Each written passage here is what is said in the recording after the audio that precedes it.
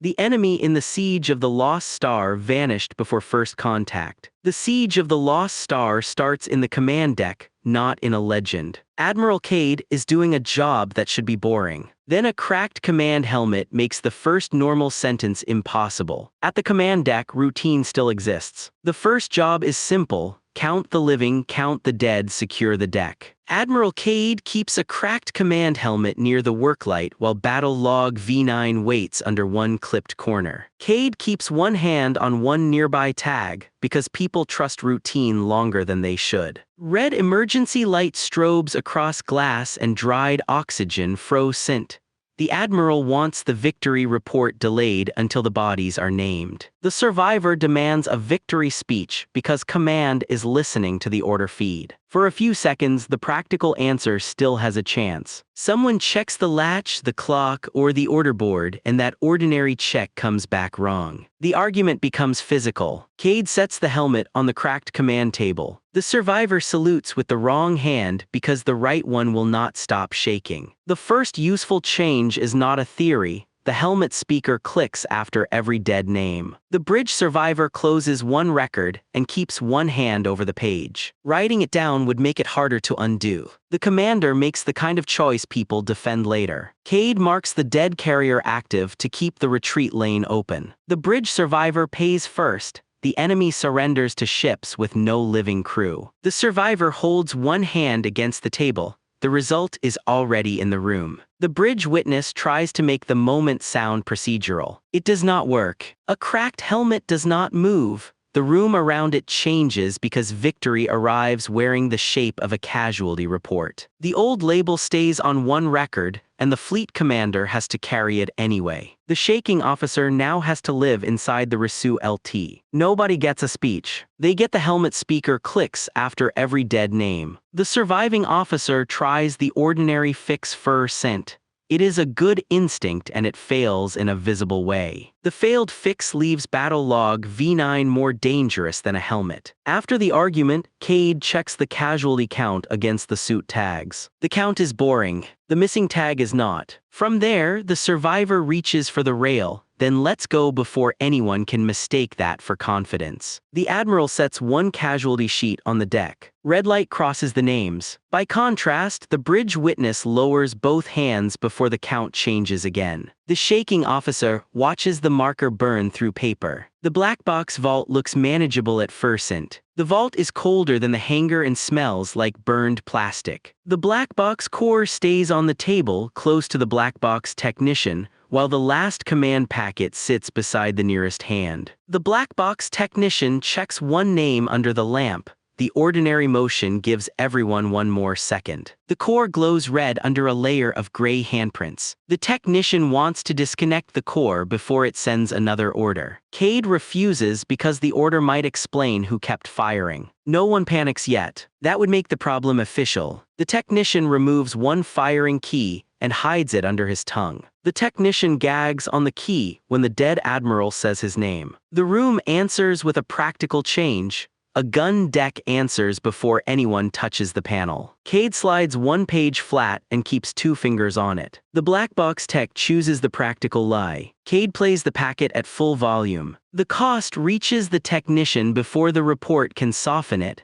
The black box core keeps firing orders into wreckage. Under pressure, the technician grips one rail. The result is already where everyone can see it. Cade reaches for the safest label. The black box keeps its place, but the old explanation fails. The chain of command survived death by becoming a machine habit. The old word stays on the page, and the core technician has to walk it forward. The box tech tries to undo the harm by returning to ordinary procedure. The procedure refuses to help. The last command packet records the cost anyway. The sealed core keeps firing orders into wreckage. Past midnight, the technician has a reason to hide the next detail. That is the human part. The choice is not madness, it is pressure. Then a gun deck answers before anyone touches the panel, and the pressure becomes public. Across the margin, the technician asks for a medic and nobody moves quickly enough. That pause matters more than another explanation. Nearer the source, the black box tech carries the field kit over by hand and sets it beside the blood-dark boot print. The core technician pulls one key from a glove seam. Blood touches the metal. Cade steps closer then stops. The panel unlocks before anyone speaks. The first minute inside the evacuation lock is almost dull. The lock should cycle in 90 seconds. The convoy pilot leaves a crushed distress buoy where everyone can see it, and the retreat denial stays visible on the table. The convoy pilot sets one page beside the light and nobody moves it. Amber debris taps the lock door like rain on armor. The pilot wants to pull survivors out before the carrier turns. The sergeant orders him to wait for authorization from a bridge that is already dead. Everyone gives the ordinary explanation one last second. The pilot cuts the tether and burns the thrusters cold. The sergeant calls him a coward. The pilot does not argue because he agrees. After that, the record has a new shape. The distress buoy keeps pulsing after the pod goes dark. The Marine sergeant folds one sheet and traps it under one palm. The convoy lead takes the option that can still be explained to a board. He leaves one rescue pod behind because the pod repeats the dead order. That decision hurts the rescue pod crew first, and the retreat corridor burns before anyone orders retreat. The rescue pod crew sets one cup down without drinking. The result has reached them first.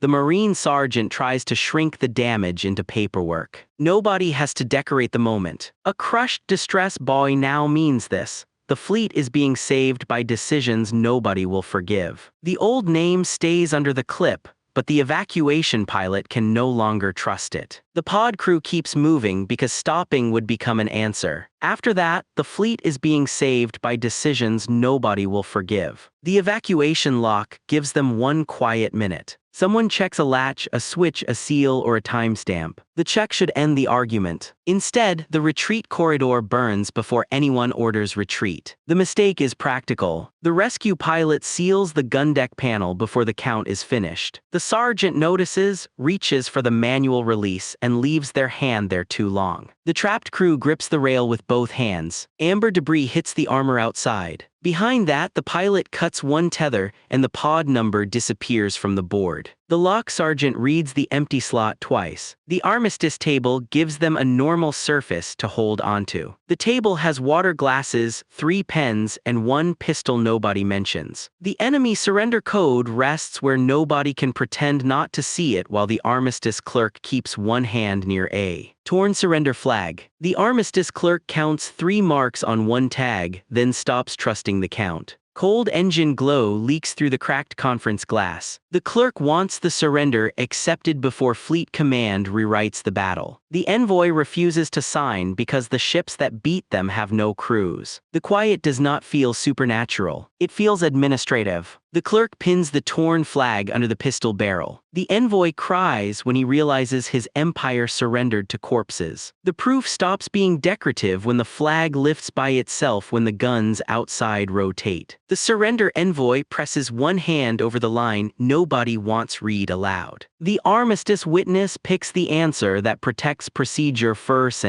The clerk signs for Cade without permission. The result is immediate for the surrender envoy. The armistice table inherits a battle nobody alive controlled. The envoy puts one palm on the glass. The result is already behind it. The enemy envoy says the official sentence first.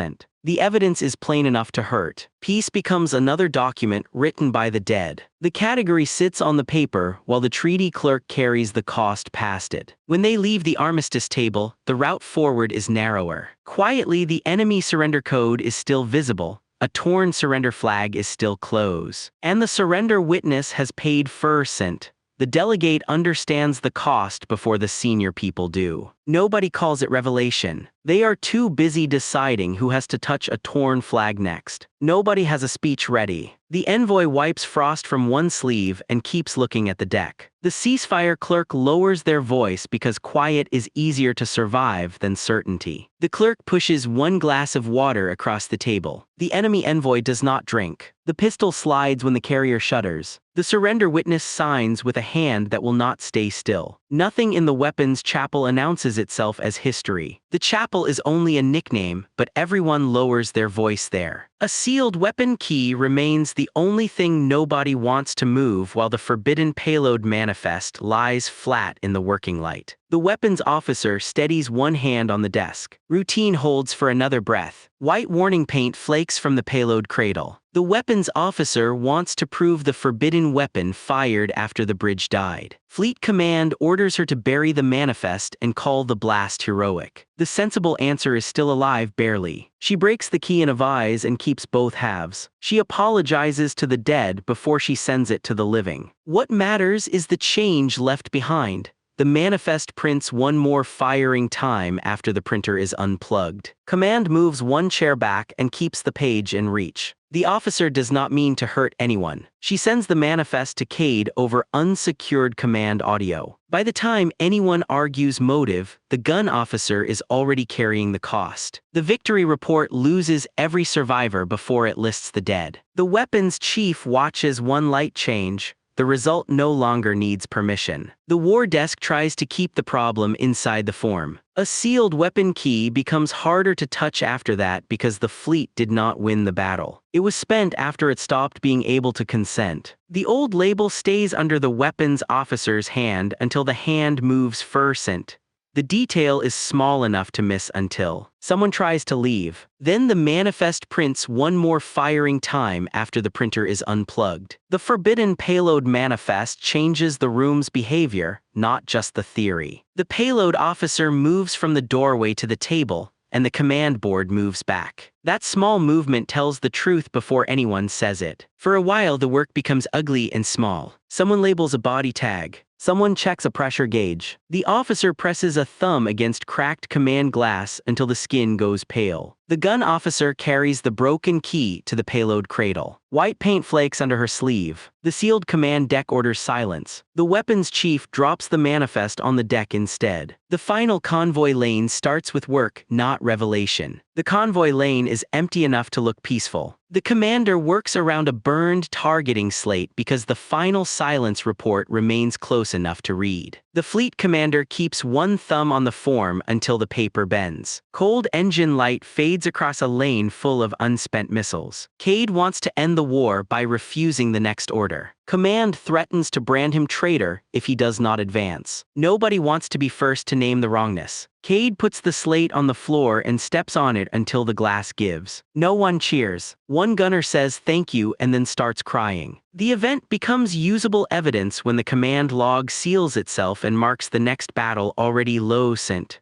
The war desk pins one corner down until the paper stops shaking. The admiral makes one useful mistake. He opens the casualty ledger over command audio instead of reading the victory order. What follows is not symbolic for the next convoy. The next fleet loses the right to call this war finished. The next convoy keeps both feet still. The result moves anyway. The command board wants the report to sound calmer than the room. The category breaks quietly around a burned targeting slate. The last command is not attack or retreat, it is confession. The old word remains on the form, and the commander has to sign around it. A decision is not bigger, it is meaner. The fleet commander can protect the report or protect the following convoy, and the room has already made both choices expensive. The next evacuation line reaches for a burned slate as if it is only evidence. It is heavier than the story anyone wants to tell. By the time the command log seals itself and marks the next battle already lost, the old version of events is no longer usable. The sealed command deck tries to leave with the first acceptable report. Cade steps into the gangway not dramatically, just enough to make the lie wait with them. The admiral steps onto the targeting slate until glass cracks under one boot. Command reaches for the order board. The later rescue wing blocks it with both hands. The lane lights go red behind them. The surviving officer asks for one more check because fear sounds better in procedural language. The commander allows it. The result is worse because victory arrives wearing the shape of a casualty report. The fleet commander sets one casualty sheet on the deck. The survivor lowers both hands before the count changes again. The bridge witness watches the marker burn through paper. A junior gunner drops a pen and apologizes as if that is the problem. The shaking officer kneels to pick it up.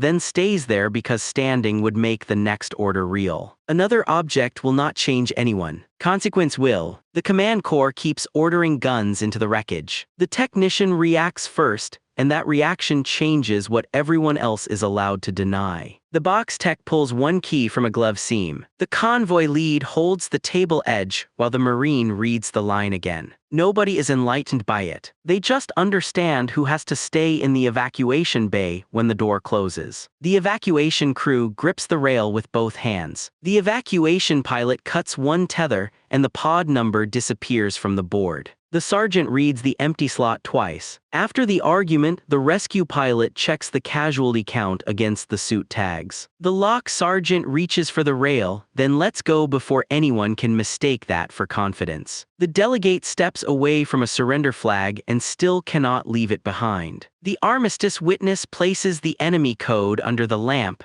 and the ordinary room stops feeling available. The treaty clerk pushes one glass of water across the table. The envoy does not drink. The enemy envoy signs with a hand that will not stay still. The war desk pulls the nearest chair back without sitting down. That tiny retreat matters. It gives the payload officer enough space to make the wrong useful choice. The officer carries the broken key to the payload cradle. The command board orders silence. The gun officer drops the manifest on the deck instead. The weapons chief seals the gun deck panel before the count is finished. The sealed command deck notices, reaches for the manual release, and leaves their hand there too long. Cade opens the folder, closes it, and opens it again. The second look is worse because the war log locks itself and names the following battle already condemned. The following convoy blocks it with both hands. The surviving officer touches a command helmet with 2 fingers, then wipes those fingers on their sleeve. The gesture is small. It is also the first honest vote in the room. The commander sets one casualty sheet on the deck. The fleet commander presses a thumb against cracked command glass until the skin goes pale. The final image is simple. Cade remains in the final convoy lane with a targeting slate close enough to touch. The battle was won after command, crew, and retreat were already gone. The loss record closes itself around the next evacuation line already